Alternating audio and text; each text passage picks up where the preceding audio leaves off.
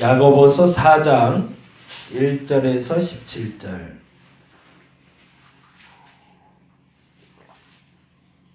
같이 한 목소리로 읽도록 하겠습니다. 너희 중에 싸움이 어디로부터, 다툼이 어디로부터 나느냐?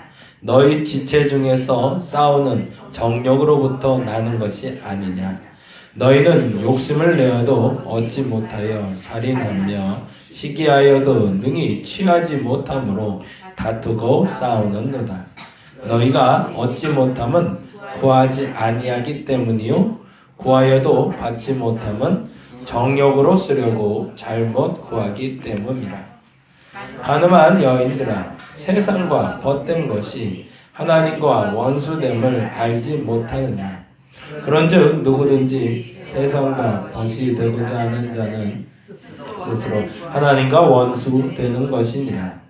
너희는 하나님이 우리 속에 거하시니 성령이 시기하기까지 사모한다 하신 말씀을 헛된 줄로 생각하느냐?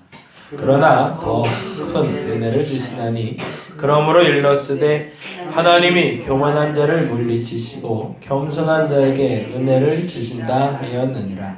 그런즉 너희는 하나님께 복종할지어다. 마귀를 대적하라.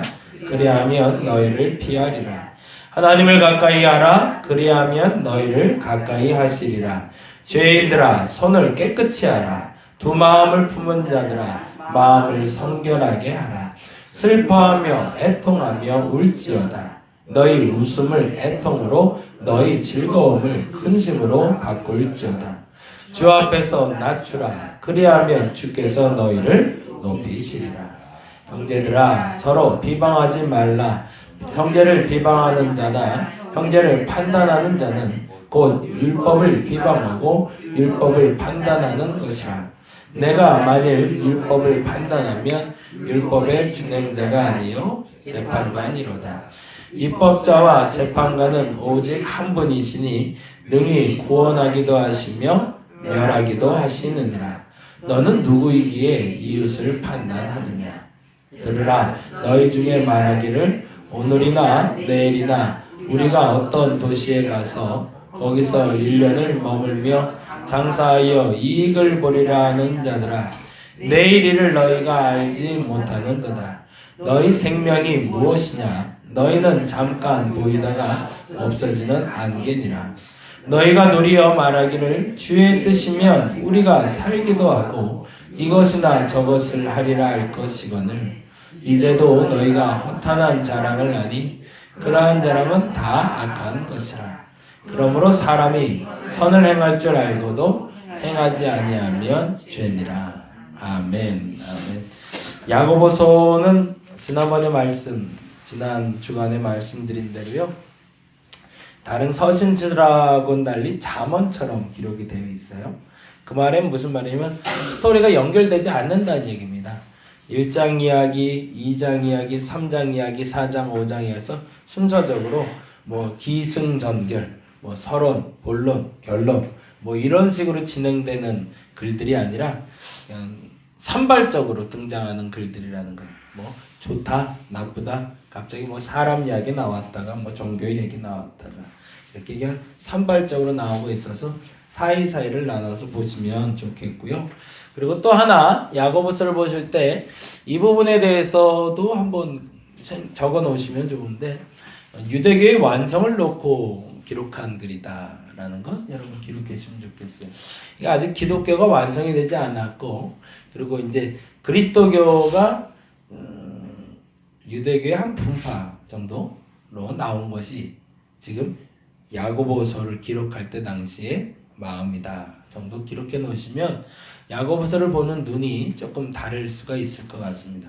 그러니까 사실은 율법의 완성으로서 그리스도께서 십자가에 달려 돌아가시고 3일 만에 부활하셨다고 우리를 구원하셨다라는 어떤 기독론에 대해서 완성된 그러한 어떤 서신서라기보단 우리가 하나님 앞에 바르게 행함으로 말미암아 선을 얻을 수 있다. 내가 그리스도를 믿음으로 말미암아 구원에 이르고 구원을 누리게 되는 것이 아니라, 물론 그것도 옳은 얘기지만 우리가 하나님 앞에 바로 서는 것으로 말미암아 우리는 복을 얻을 수 있다. 이 얘기를 하고 있는 게 사실은 야고보서의 중심된 이야기들입니다. 그래서 산발적으로 등장하는 그 잠언들이 묶어서 한 문장이 돼서 나타나는 결론들은 하나님 앞에 의롭게 살아야 된다라는 얘기예요. 그러다 보니까 이런 단어들이 나오는데 4장 1절에 보니 이런 단어가 있습니다. 4장 1절 같이 읽어볼까요? 같이 읽어봅니다. 너희 중에 싸움이 어디로부터 다툼이 어디로부터 나느냐? 너희 지체 중에서 싸우는 정욕으로부터 나는 것이 아니냐라고 해서 정욕의 동그라미를 좀 해놓으시고요. 그리고 3절에 다시 한번 3절도 읽어봅니다. 구하여도 받지 못함은 정욕으로 쓰려고 잘못 구하기 때문이라 라고 했는데 이 정욕이라는 단어가 굉장히 우리 말로 해석을 했을 때는 날카롭게 조금 다가오기를 이 4절에 나오는 간음이란 말과 연결돼서 기록이 됐기 때문에 더 그렇게 보이기도 하지만 어떤 욕정 같은 걸 말하는 건 사실은 아니고요. 기쁨이라는 단어의 원어적인 뜻을 갖고 있습니다. 그러면 해석이 조금 좀 달라지겠죠. 우리의 싸움이 어디로부터 다툼이 어디서부터 나느냐? 너의 지체 중에서 싸우는 기쁨으로부터 나는 것이 아니냐. 조금 말이 좀 완화되죠. 정욕이라는 단어보다. 그냥 궁극적으로 지금 야고보 기자가 지금 우리에게 하고 싶은 얘기는 너희들의 기쁨의 근원이 어디에 있는가를 묻고 있는 겁니다. 그러다 보니 3절에 구하여도 받지 못함은 기쁨으로 쓰려고 잘못 구하기 때문이다. 누구의 기쁨이라는 거죠? 내 기쁨. 나의 기쁨을 만족을 위해서 구하는 것은 하나님이 응답하지 않는다. 그러면 거꾸로 말하자면 내가 응답받는 기도는 어떤 기도다? 하나님의 기쁨이 되는 기도를 할 때 그것은 응답되는 것이다. 그래서 아까 기도할 때도 말씀드렸지만 우리가 가치 있는 시간, 가치 없는 시간, 무가치한 것과 가치 있는 것을 구별하는 기준점을 달리할 필요가 있다는 겁니다. 내가 노력한 만큼 얻어지는 것이 기쁨이다라고 사람들은 생각합니다. 그리고 성과 있는 것을 옳다라고 여기고, 그리고 고난당하거나 어려움이 있거나 남들보다 좀 못한 상태에 놓이게 되면 잘못된 것이고 무가치한 것이라고 여기는데 거기에 잣대 하나가 더 다시 서야 된다는 겁니다. 남들 보기엔 좀 못나 보이고 그리고 좀 못해 보이고 고난 겪어 보이고 아파 보이고 불편해 보여도 그 가운데 하나님이 함께 하시며 그것이 하나님의 기쁨이 되는 일이라면 그 일은 가치 있는 일이지만, 만일에 내가 무엇을 참 잘했고 그리고 누리는 것도 많고 또 때로는 돈도 많이 벌고 건강해진다 할지라도 거기에 하나님이 계시지 않고 하나님의 기쁨이 없으면 그것은 무가치한 일이라. 그게 우리의 기독교인들의 가치 기준이어야 된다는 겁니다. 그러니까 지금 여러분과 제가 신앙생활을 시작함으로써 그 기쁨의 근원이 하나님이라는 걸 인정한다면 지금 그 기쁨의 결론도 하나님이어야 된다는 거죠. 근데 안타깝게도 우리는 그 기쁨의 시작은 하나님이라고 말하지만 결론은 내가 기뻐야 만족을 하는, 그 말이 그래서 4장 4절부터 있는 가늠한 여인들에 대한 이야기로 빗대서 다시 이야기하는 겁니다.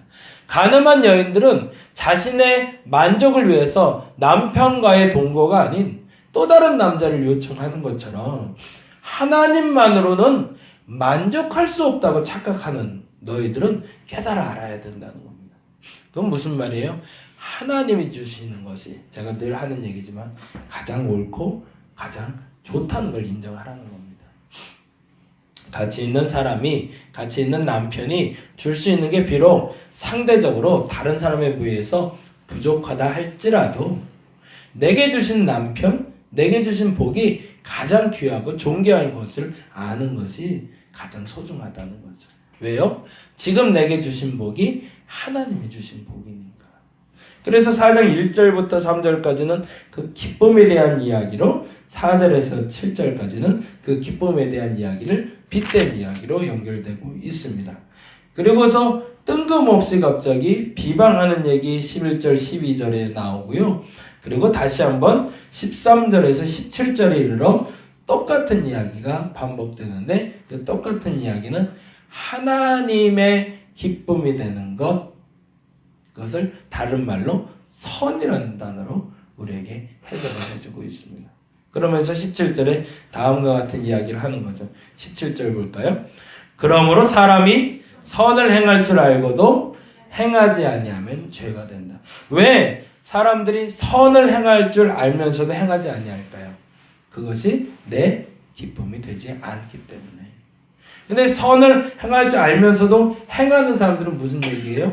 그것이 내 기쁨이 되지 않는다 할지라도 하나님의 기쁨이 된다면 내가 고난을 당하더라도 조금 못해줘도 그걸 해야 된다고 말할 수 있다.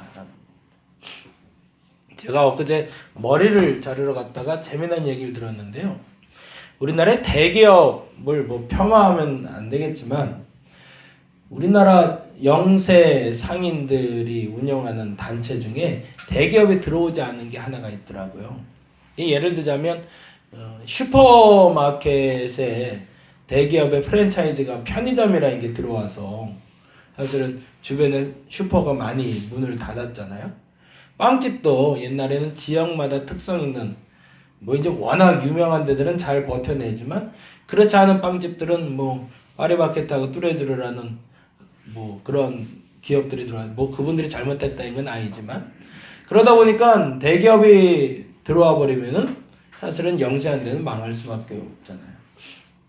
뭐 찻집도 마찬가지예요. 카페 같은 것도 그런데 근데 머리 깎다가 그 미용하시는 남자분한테 묻다가 재밌는 얘기를 들었는데 미용업은 대기업이 아직 들어오질 않았더라고요. 생각해 보니까 소위 말해서 이제 현대, 뭐 LG, 삼성 같은 데서 운영하는 미용실은 보질 못한 것 같아요. 그래서 이제 우연찮게 좀 물어봤어요. 궁금해서 묻는데 미용업은 LG나 대기업에서 운영하는 데는 없냐고 그랬더니 있대요. 어디 있냐고 그랬더니 한 10년 전에 이대 앞에 300평짜리로 LG에서 미용실을 만든 게 있대요. 근데 어떻게 그게 확산이 안 됐죠? 그랬더니 그게 다 이유가 있다고 그러더라고요. 무슨 말이냐고 그랬더니 미용협회는 회장이 하나랍니다. 우리나라 전국적으로 미용협회 회장이 하나로 해서 중앙집권으로 이루어져 있대요. 근데 LG에서 10년 전에 좀 프랜차이즈를 만들기 위해서 한 300평 정도의 큰 매장을 만들어 놓고 미용사들을 취업을 시켰는데 미용협회 회장이 공문을 띄웠대요. 전문을. 전국에 있는 미용사들한테. 아주 영세한 미용사들한테도. 그래서 취업하지 말라. 그 이대에 지금 취업 공고가 났는데 돈을 아무리 많이 준다고 해도 가지 마라. 그래서 그때 300평 매장은 만들어놨는데 미용사가 한 명도 취업을 안 했대요. 그래갖고 이제 LG에서는 좀 비상에 걸렸죠. 얘들이 왜 돈을 준다고 그래도 안 오지? 당연히 우리는 돈을 준다고 올 줄 알았는데 그랬더니 미용사들이 말이 멋있는 거죠. 우리도 자존심이 있어 그러는 거죠. 너희들이 대기업이면 다냐? 우리도 돈에 움직이는 사람들 아니야. 그 얘기를 하는데 이 5,000원, 6,000원짜리 머리 자르는 사람들로 보이질 않더라고요. 그래서 그때 이후로 LG뿐만 아니라 다른 대기업에서도 더 이상 매장 확장을 안 하는 걸로 결의를 했고 그래서 그때 300평만 그만큼만 미용사를 채용할 수 있도록 합의해줘서 그것만 운영하기로 결의를 했대요. 그래서 지켜냈다고 그러더라고요. 뭐를 지켜냈냐면 아주 작은 영세 상공인들이 살아갈 수 있는 그 삶의 터전을 지켜낸 거죠. 미용사들의 자존심. 근데 2016년에 오성산업단지에 미용 프랜차이즈가 들어온다고 법안이 올라갔고 그게 통과가 됐다고 합니다. 그래서 지금 사실은 미용사들이 조금 마음에 많이 서운함이 있대요. 자기들이 지켜낸 자존심을 국가에서 무너뜨렸기 때문에. 그래서 그게 이제 진행되지 않고 막았으면 좋겠다고 얘기했는데 근데 어쩔 수가 없는 게 이 미용업은요 자기들의 자존심이 있어서 네일 아트 하는 분, 뭐 머리 잘라주시는 난 여자분들 그런 건 잘 모르는데 피부 관리 이런 게 다 그 한 군데서 다 일어날 수가 있대요. 그러니까 이게 부가 창출이 엄청나게 큰 거죠. 사람들 다. 근데 미용협회하고는 이게 다 갈라져 있대네요. 각자의 자존심대로 조그만 매장이라도 그렇게 운영하는데 이미 네일 아트는 대기업으로 넘어갔고 그리고 이 미용 쪽만 아직 남아있답니다. 그럼에도 불구하고 그들의 자존심이 지금 지역마다 있는 머리 자르는 아주 작은 상가들을 지켜내고 있는 거죠. 자존심을 부려야 될 때가 있는데 돈에 팔려갈 때가 있고 상황에 팔려갈 때가 있고 내 눈에 좋은 거에 순간 팔려갈 때가 있어서 오히려 더 큰 것을 잃어버리는 실수가 우리에게 있다는 겁니다. 뭐가 귀한 걸까요? 여러분 지켜낼 수 있는 자존심, 그 선이 어디인지 명확하게 구별할 수 있는 지혜가 있기를 간절히 바랍니다. 남들처럼 잘 된다, 남들처럼 못 된다, 그 기준이 어디에 있는지. 특히 예진이는 고3 이후의 삶의 기준이 어디에 있는지. 무엇을 위해서 대학을 가야 되는 건지. 제 개인적인 신앙 고백인데 제가 마지막에 대학 입시 봤을 때 하나님이 물은 게 그거였거든요. 그러니까 제가 신학을 시키기 위해서 하나님 그렇게 물었던 것 같은데 제가 신학교에 입학하기 전에 하나님이 저에게 물은 것이 나를 위해서 대학을 안 갈 수도 있겠냐라는 거였어요. 근데 거기에 아멘 하고 시작하게 하시더라고요.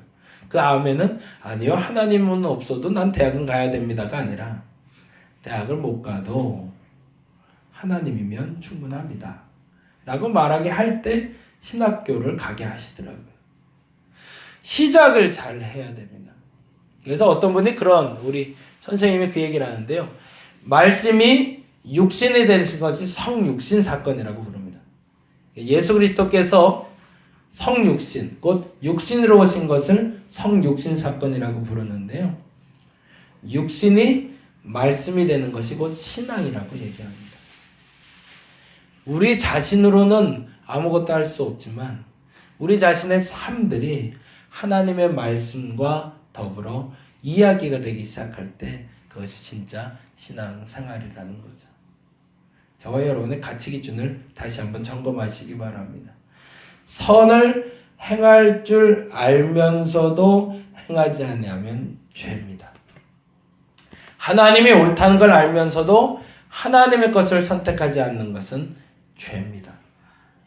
저와 여러분이 그 죄에서 벗어날 수 있기를 간절히 바랍니다. 기도하겠습니다.